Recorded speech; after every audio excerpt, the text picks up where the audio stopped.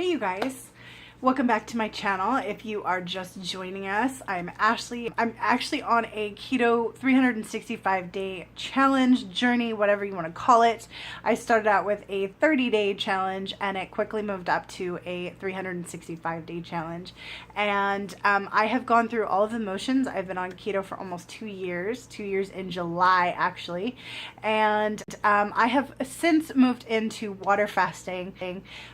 Slight dry fasting here and there, even though I absolutely hate it. That's pretty much what my channel is about. I offer a lot of my own personal experiences as well as different tips and tricks of those, for those going on their ketogenic journeys. So if you are interested, please consider subscribing to my channel so you can keep updates on when I upload videos. You can click on the bell icon next to the subscribe button if you want those notifications.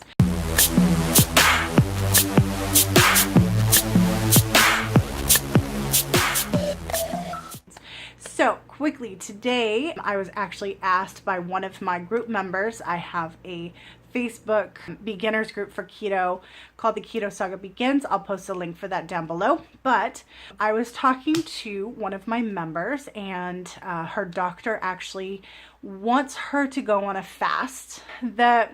A couple of red flags kind of came up when she brought this to my attention, because I've never known a medical doctor to tell someone to consume less than 1,000 calories. And the reason being is that your body does need a certain amount of calories while you're eating. It's a little bit different when you're fasting and when you're eating. So when you're eating, you need certain things to help move things along, and enzymes and aminos and all kinds of different things to help out your body's processes with digesting your food and your metabolism and everything. When you're water fasting, it's different. And so for someone with a medical degree to tell someone to basically lower their calories to like 1,000 calories is very drastic. And so I wanted to kind of go over this, because I have actually been asked before, well, how did I transition into water fasting? It seems like starvation and all kinds of stuff. So I have kind of addressed this situation a little bit in other videos, but there's two different things. There's survival mode, and then there's also starvation. And starvation is pretty much when there is no reserves left. Survival is what your body goes in when there's no food coming in, but you have reserves. So your fat stores, you have stored glycogen. Your body is pretty much built to run on its own fuel source. And it's very efficient at creating your own energy through ketones. And without boring you guys with all the details, I personally went through the ketogenic diet. I did all of the different steps. So you start out with the ketogenic diet. You start eliminating your breads and your pastas and your rice and all kinds of flours and everything. You also, calculate your own macros, and you start tracking everything that you eat.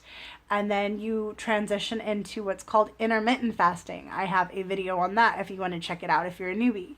Intermittent fasting is not about starvation. It's about creating an eating window for yourself. Most members and most people starting the ketogenic diet start out at 8:16, which is an 8-hour eating window. You don't eat for 8 hours, but you have 8 hours to consume all of your macros, and then it's followed by a 16-hour fast. Something that looks kind of like starting your first meal at 10 o'clock, stopping at 6 p.m.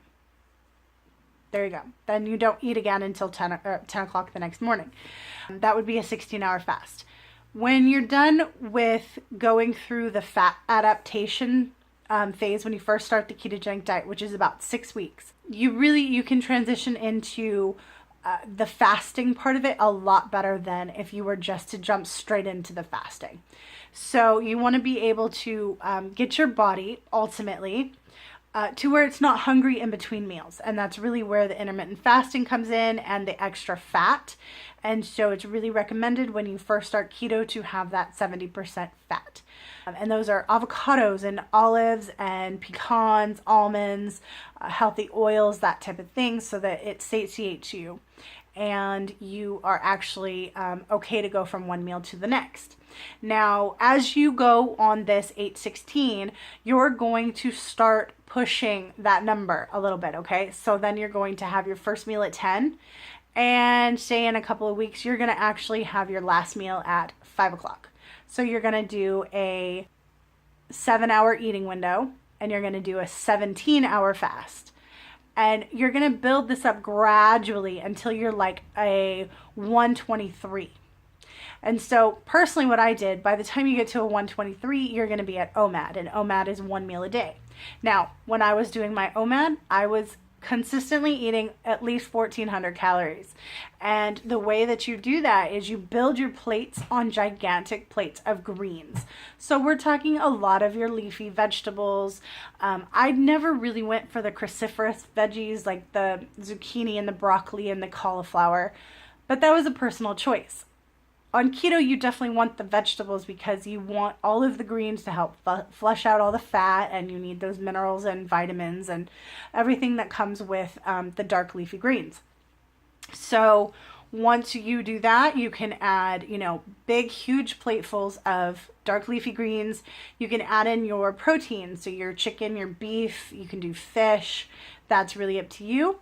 Throw in some tomatoes, some olives, maybe some hard-boiled eggs. You can do pecans or almonds. I like to do cheese, and I would put the almonds or pecans on my salad for that crunch. And then you can choose some kind of dressing. You can do homemade or sugar-free mayo without the soybean oil. You can add a bunch of spices with that. Same thing with sour cream. You can do olive oil. You can do different kinds of veggies. You can just do all kinds of things. So it's really up to you the way that you want to dress your salad. So, and then what you can do, you can have bulletproof coffee with that as well. And you really want to make sure that in that one meal, you are getting nutritionally dense foods. And you're still keeping your calorie count, although it's going to be a little bit lower. Your nutritional needs are going to be a little bit lower because you're functioning at a lower rate by the time that you get to OMAD. So I mind you, it took me a year, at least a year of intermittent fasting to get to the point where I was comfortable enough to do OMAD. And so once you're already there and you feel comfortable with doing OMAD for a while, you can start doing what I like to call autophagy fasts. Now, autophagy fasts are pretty much when you go from 16 to 24 hours is going to be your max benefits of autophagy. And I'm going to probably, if I don't already have one, I'm going to be creating a video about autophagy. There are tons of other ones out there. For now, I'll just go ahead and put some links down below for you to check out what autophagy is.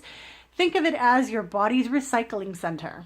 Okay, so it's going to get rid of all the toxins. It's going to clean out all the old proteins. It's just going to go through and get rid of all the waste. So it's also the time that your body's going to start going through all your stored glycogen. And then once it can get through the glycogen, then you're going to hit that fat burning stage. And that's the one that you really want. So once you get there, you can do your autophagy fast. And I went for 72 hours. Now at 72 hours, I did not want to go any further than that because I was kind of afraid to. So the rest of the time I would do keto OMAD.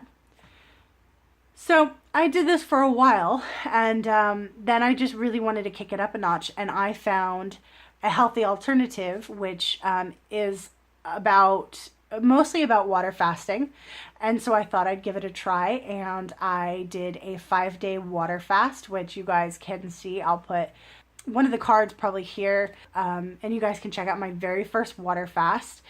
And I absolutely loved it. I loved the results. I did a lot of research. You guys, it goes into, human growth hormone and stem cell production and all kinds of different things. So my advice to anybody looking to intermittent fast is start off gradually. You don't want to go into the ketogenic diet and then cut your calories drastically.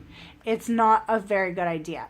And the reason being is you are more likely to fail if you feel like you are not allowed to eat at all. And that's not the case on keto. And you can have really, really good benefits by just sticking strictly to keto. That's it. And so that's really all that's required, is just sticking to keto foods. So if you're going to be intermittent fasting, I do definitely recommend it. It's a wonderful thing. It's easy. It helps with the fat burning phase, helps go through those, stored glycogens if you happen to go over the carbs a little bit. So there's many, many benefits for intermittent fasting, but my recommendation is start off slow. I didn't get to where I am now, which I'm water fasting 5 days a week, eating keto on the weekends. I didn't get here by jumping in, head first when I just started. It actually took me a really long time. And so have patience, you guys. It's definitely worth it. Just have fun with keto in the meantime. It's so beneficial. I lost 50 pounds my very first 5 months of keto just by doing keto. That's it. And that's all you guys have to do too. I'm not saying everybody's the same, and I'm not guaranteeing 50 pounds for you guys, but that's just what I experience. And a lot of people do too. They just get discouraged when that number doesn't go way down, with the snap of a finger. So hang in there, trust the process, and do things gradually, and you guys will get to where you're comfortable enough to either do a long-term, fast like I'm doing, water fasting, dry fasting, or just keep it at intermittent fasting and just continue with the keto OMAD. So if you guys have any other questions, please let me know in the comments down below. I am posting at least 2 or 3 times a week. If not more, I'm going to try and do more. But yeah, like I said, please like, comment, and subscribe if you haven't already. And I will see you guys in the next video.